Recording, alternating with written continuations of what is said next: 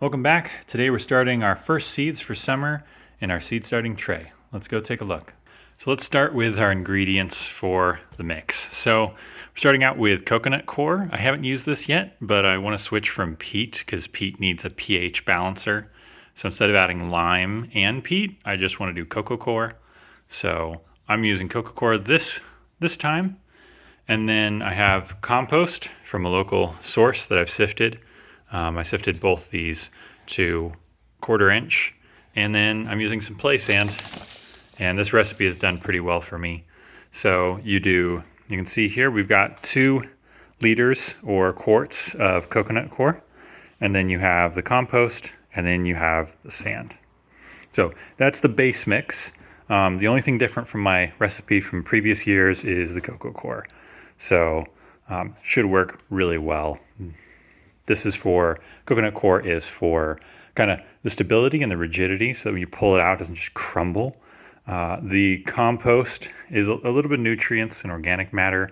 Couldn't get my own home compost this year. That'll be next year.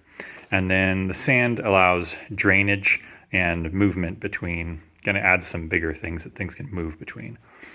So that's helpful. This year, I'm trying a test between 2 different recipes. So this is my classic recipe with the green sand, the rock phosphate, and the blood meal. These are all equal parts. So it's a tablespoon of each in this recipe over here. And that is the Elliot Coleman recipe, which I've used for a very long time. He's kind of an old organic gardening guru. He has a lot of methods that people use in the market gardening method. So that's my main one, and I'll have those in the green trays that I got from Bootstrap Farmer. Again, this is another change. I'm changing from soil blocks since it's a little faster. And then my other test is I'm going to compare it to a vegetable garden mix. So I put in 3 tablespoons total here, 1 of each, and then I will use 3 tablespoons of the vegetable garden 4-4-4 mix in a hope that this is better, because that will simplify what I need to do.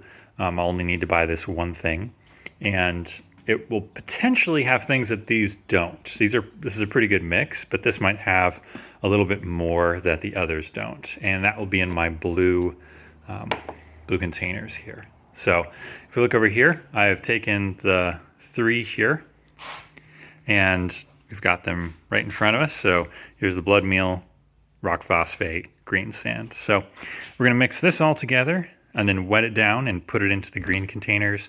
And then we're going to do the blue mix the same, but just with 3 tablespoons here of the same 4-4-4. So let me do that now, and then I'll show you what seeds I'm planting this year. So just putting the mix in now. Just going to top it off like that. Hard to do one-handed. And then you scrape it off. And you kind of press down in each of the different holes like that. And it goes down probably about 1 centimeter or 1/4 inch. Try to scrape off some of this. And yeah, take that, put it in with the rest of them.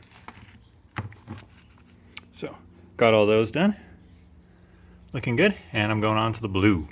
All right, here's our second mix. Cocoa coir, compost, sand, and then the 3 tablespoons of the 4-4-4. Throw that in the blue and keep going. All right, we have all of the soil ready and slightly depressed, so we're ready for the seeds. And then let's take a look at all the seeds we're putting in. I have them arranged so that you can see I'm doing 4 of each seed, so I can do 2 in one type of soil and 2 in the other.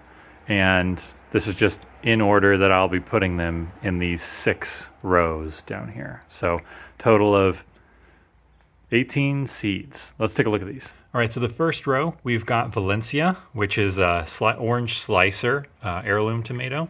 And then I have San Marzano 2, which is strain selected by Johnny's. And it's, everybody probably knows this, it's a classic paste tomato, works excellently. And then Early Girl, another classic slight red slicer. So orange, red, red. And then we have over here, we have the Pandorino, which has been an excellent red grape tomato we enjoy. And then Sant Orange, which last year or this year has been a real winner. And so I'm going to plant that again. And then we're going to try to go for a black tomato. So that's an orange tomato. This is going to be a blackish tomato, purplish. So we're going to try that this year. Next row, this is a Vivacious Hybrid by Burpee, and it was on their front cover and it worked amazingly. Didn't have too many leaves, had just continuous growth, and they're like orange slicer tomatoes, but they're the shape of a plum. It's really orange plum tomato. Next one, I'm trying this because it looked really fun. So this is kind of a heirloom mix bred into a single thing called the Magic Bullet. Apparently it's tons of different colors and it works really well. So I'm going to try that this year.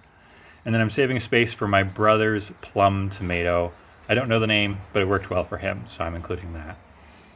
Then we switch over to our peppers.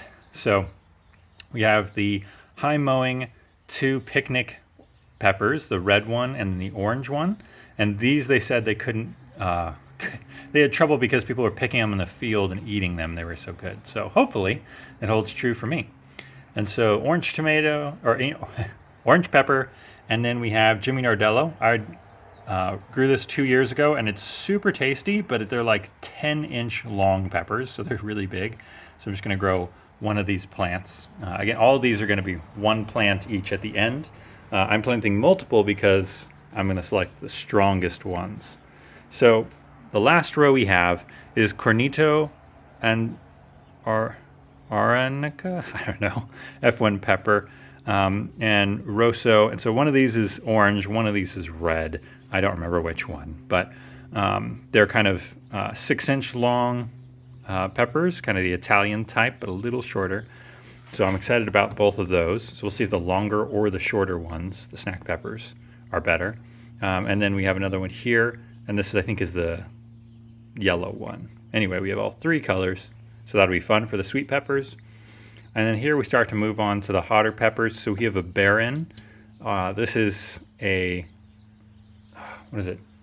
It's an ancho poblano pepper. So this has worked well for me in the past, so I'm going to use it again.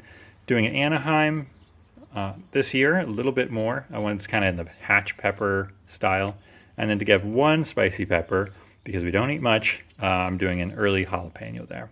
So yeah, I hope you guys enjoy. I'm planting one seed of each in these, and one seed in each location. And we'll have 4 of each type.